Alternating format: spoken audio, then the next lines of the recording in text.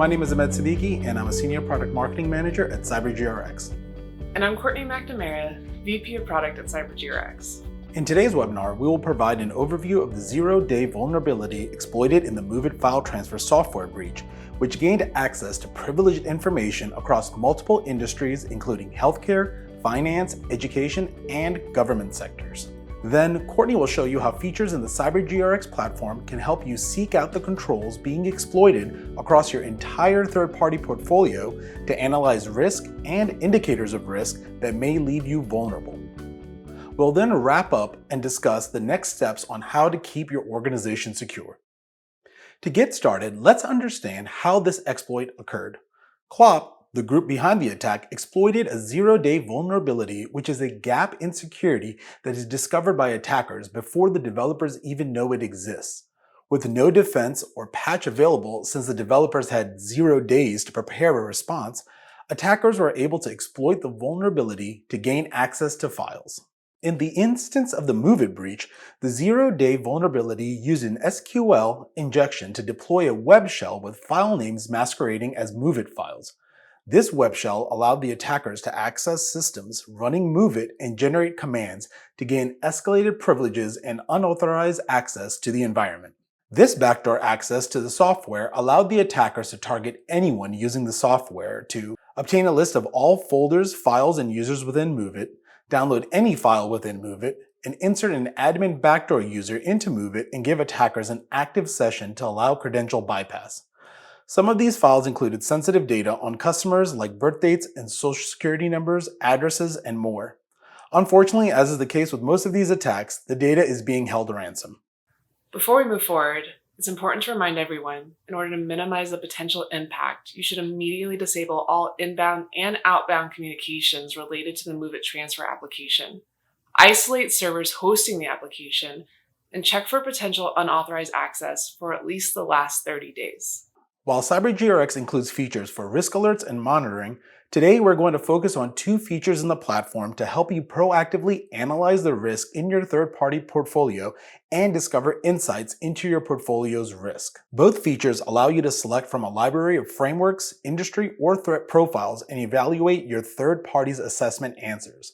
While Portfolio Risk Findings gives you the ability to discover your portfolio's poorest performers, the Framework Mapper allows you to dig into and drill down into specific vendors and their responses.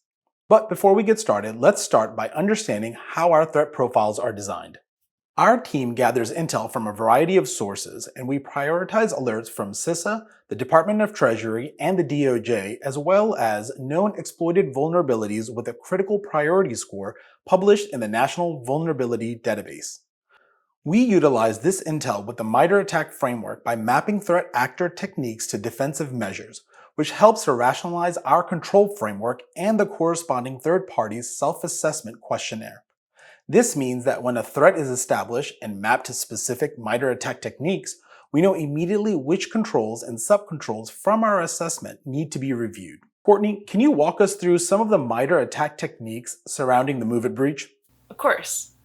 We use the MITRE ATT&CK framework because it provides a universal language for our users to leverage when discussing threats, vulnerabilities, and relevant defensive measures with their third parties. This ability to discuss the CyberGRX controls framework within another shared language also helps users rationalize the mapped control coverage with the corresponding questionnaire that third parties have been asked to complete. Before we talk about this specific technique, on the right-hand side of the slide, you can see which CyberGRX detected and preventative controls and subcontrols map to that technique. So again, how a third party answers those control and subcontrol level questions informs the relevant control coverage that the third party has in place to protect against the techniques being leveraged in this attack. For the MITRE technique, data from local systems, CyberGRX questions capturing the third party's control coverage around intrusion detection and prevention systems will inform how protected or vulnerable they are to the threat actors searching their local system sources to find sensitive data and leverage that vulnerability in their attack against that third party. Another technique used in this attack is the obtaining and exploitation of local account credentials to evade detection and ultimately gain access to restricted areas of a third party's network. Adversaries may leverage this technique to compromise and then control systems and even spread tools or files from their controlled system to the victim network all while remaining undetected. Adversaries can exploit weaknesses in public-facing applications to gain initial access to a network, and from there, expand the breadth of their exploitation to achieve the goals of their attack. Particularly in ransomware attacks, adversaries may deploy malware designed to encrypt data to maximize their impact on the targeted organization by rendering critical data, files, or network resources inaccessible until they receive the compensation demanded. Here are two sub-techniques leveraged by the MOVEit breach that specifically targeted SQL stored procedures as well as web servers to encrypt the resources used as leverage in this attack. Lastly, attackers may leverage their ability to access unsecured credentials through APIs to access information used in the exploitation of a targeted organization. While seeking out controls and subcontrols on a handful of third parties is manageable, the reality is most portfolios contain thousands of third parties, and when time is of the essence during a zero-day exploit, our first feature, Portfolio Risk Findings, is critical in analyzing thousands of third parties in mere seconds, while our second feature, Framework Mapper, allows you to learn how a third party answered the controls and subcontrol questions the breach is targeting. Courtney, can you show us how we would use Portfolio Risk Findings with the MOVEit breach? Absolutely. Once you're logged into the platform, you can click on the Portfolio Insights icon on the left-hand navigation to access Portfolio Risk Findings.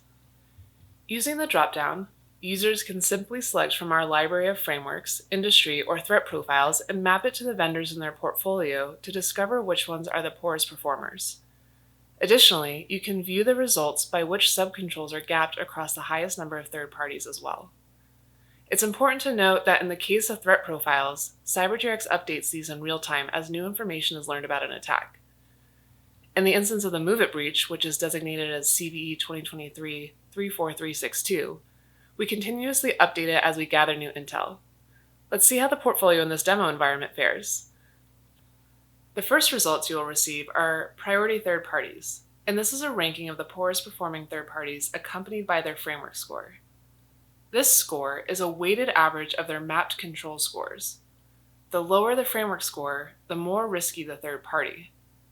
By clicking on the third party, you can also see the specific unmet controls in question as they are mapped to the MOVEit threat profile. We recognize that you may not have an assessment for every third party in your portfolio. And in these cases, we can still enable insights about those third parties using our predictive data, which is indicated by this green tab. While knowing which of your third parties is exposing you to the most risk is critical, in the instance of the MOVEit breach, we need to focus on the exploited subcontrols. By scrolling past the poorest performers, we find our risk registry priority results. Here, we can see the specific controls affected by the MOVEit breach, and by clicking on the control, we see how many vendors could lead to an exploit. Understanding your relationship with your respective third parties will help you further prioritize which third parties to focus on first. You can quickly assess the purpose of the control through the drawer menu, and then use the framework score to determine who you want to start with. Now that you've discovered your list of third parties, it's time to learn more about the unmet controls reported for each. In this demo environment, we'll select Atlas Cloud Inc. to drill down more and learn about how the specific third party has answered each of these control questions and if they meet our security standards. Simply click on the third party and use the company profile button to visit their page. From here, we can navigate to the Assessment tab, where we will find another powerful feature, the Framework Mapper. While Portfolio Risk Findings gives us the ability to analyze our entire portfolio to discover our poorest performers, the Framework Mapper allows us to compare a single third party's assessment answers to the framework, industry, or threat profile of choice. Essentially, we can see the third party's answers to the problematic controls that are being exploited by the MOVEit breach. From the dropdown, we will again select the MOVEit threat profile and download the Excel file. The Framework Mapper download shows you the selected profile's controls and its description in the blue-colored columns, while the orange-colored columns represent the CyberGRX framework. Similar to Portfolio Risk Findings framework score, the control map score is a weighted average of answers to a family of subcontrol questions where a low score means there is more risk. If you are looking for a big picture area to focus on, this is a great place to start. If you want to understand which specific subcontrols can be exploited, we will look at the contributing score column. For a Tier 1 assessment, the score will go from 0 to 100, while a Tier 2 assessment is scored from 0 to 85. By adding a simple filter and sorting from least to greatest, we can now see all of the subcontrols that contribute to the potential exploit. By reviewing the answer state and any comments left by a third party on low scores, a TPRM team can determine how to address these concerns internally or with their third party with data in hand. If the third party takes action to mitigate any gaps, they can update their assessment answers accordingly, and the residual risk analysis provided on their profile page will update in real time. In the world of third-party risk management, insights and data are crucial to the security of your organization. Every step and process of CyberGRX is interwoven to continuously give you details from multiple perspectives so you aren't left in the dark. If you have any questions, visit our website to schedule a demo or reach out to your customer success manager.